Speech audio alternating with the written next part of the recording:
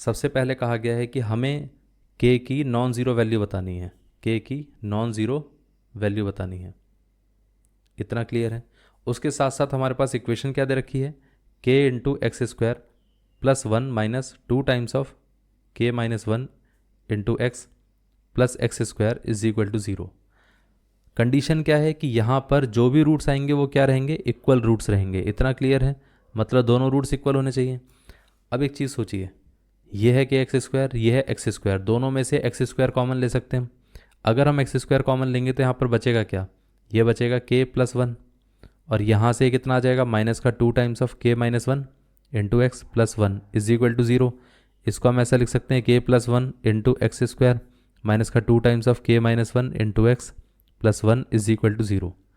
अब अगर हम कंपेयर करके देखें तो यहाँ पर हमारे पास a की वैल्यू कितनी आ गई, k प्लस वन, और b कितना आ गया, माइनस का two times of k minus one, और c कितना आ गया हमारे पास, प्लस का वन। अब इससे अगर हम डिस्क्रिमिनेंट निकाल के देखें तो वो कितना आता है, d इज इक्वल टू कितना आ जाएगा, b square minus four times of a सी।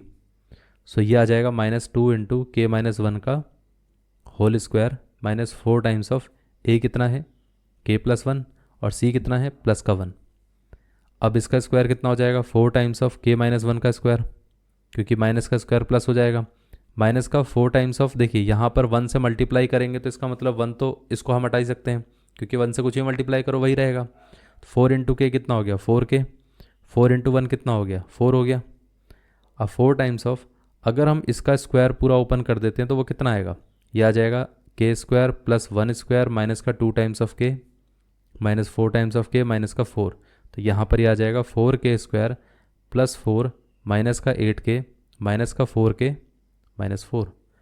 अब ये आ जाएगा फोर के स्क्वायर, एट के और फोर के को अगर हम ऐड करके देखें तो ये कितना आ जाता है, माइनस का ट्वेल्व के, फोर और ये फोर, ये दोनों कैंसिल आउट हो जाएंगे। तो ये हमारे पास डी है। इतना क्लियर है। अब आप एक चीज़ सोचिए, रूट्स का क्या कहा गया है, इक्वल रूट्स हैं, तो इसका मतलब डी की वैल्यू क्या होनी चाहिए, ज़ीरो होनी चाहिए। तो इसका मतलब फोर के square minus twelve times of के इज इक्वल टू क्या होना चाहिए, ज़ीरो होना चाहिए। अगर ये ज़ीरो के इक्वल है तो यहाँ पर क्या होगा, हम फोर के को कॉमन ले लेते हैं, तो यहाँ पर ये कितना आ जाएगा, के माइनस थ्री, ये आ गया। अब देखिए ये अगर ज़ीरो के इक्वल हो गया तो मतलब के की वैल्यू कितनी आ जाएगी, ज़ीरो आ जाएगी। अगर ये ज़ीरो के इक्वल हो गया तो यहाँ पर के की वैल्यू कितनी आएगी, थ्री आ जाएगी। अब क्वेश्चन में दिया गया है कि हमें क्या बताना है, नॉन ज़ीरो वैल्यूज़ ऑफ के। तो इसका मतलब ये है कि यहाँ पर हमारे पास एग्जिस्ट तो कर रही है लेकिन फिर भी हम इसको नहीं लेंगे, क्यों, क्योंकि हमें नॉन ज़ीरो वैल्यूज़ ऑफ के निकालनी है। इतना क्लियर है। तो के की वैल्यू कितनी आ गई, थ्री आ गई। अब के की वैल्यू थ्री आने के बाद हम क्या करेंगे, इक्वेशन को लिख लेते हैं। इक्वेशन क्या थी हमारे पास, के प्लस वन का x square minus two times of k minus one into x plus one is equal to कितना आ गया, ज़ीरो आ गया। ये पार्ट क्लियर है। अब देखिए यहाँ पर एक चीज़ नोटिस करना कि अगर हम के की वैल्यू थ्री रखें तो वो कितना आता है, three plus one x square minus का two times of three minus one into x plus one is equal to zero. So ये आ जाएगा फोर एक्स स्क्वायर माइनस का two times of two into x plus one is equal to zero. तो यहाँ से equation बनी four x square minus का four x plus one is equal to zero. ये इक्वेशन है। इतना क्लियर है। अब इसके हमें रूट्स निकालने हैं। रूट्स क्या होंगे, अब देखिए अगर इस इक्वेशन को ध्यान से देखें तो वो कितना आ जाता है, ये वाला पार्ट टू एक्स का होल स्क्वायर हो जाएगा।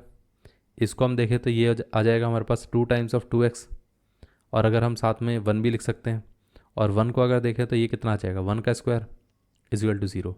तो यहाँ से इक्वेशन क्या बन गई, टू एक्स माइनस वन का whole square is equal to zero. तो यहाँ से कितना आ जाएगा, इसको अगर हम ज़ीरो से इक्वेट करें, क्योंकि अगर हम देखें तो ये इक्वेशन ऐसी तो है, तो यहाँ से रूट्स कितने आ जाएंगे,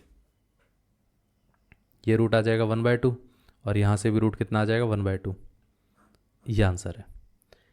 अगर आप इस तरीके से नहीं करना चाहते हो दूसरे तरीके से भी कर सकते हो, फैक्टराइजेशन मेथड से कर सकते हो, या तो हम क्वाड्रेटिक इक्वेशन वाले फॉर्मूले से कर सकते हैं, पहले इसका डी निकाल के फिर पूरा इक्वेशन सॉल्व कर सकते हैं। लेकिन इसमें कहा नहीं गया है किससे सॉल्व करना है, तो इसलिए हमने डायरेक्टली इसी से सॉल्व कर लिया। ये पार्ट क्लियर है।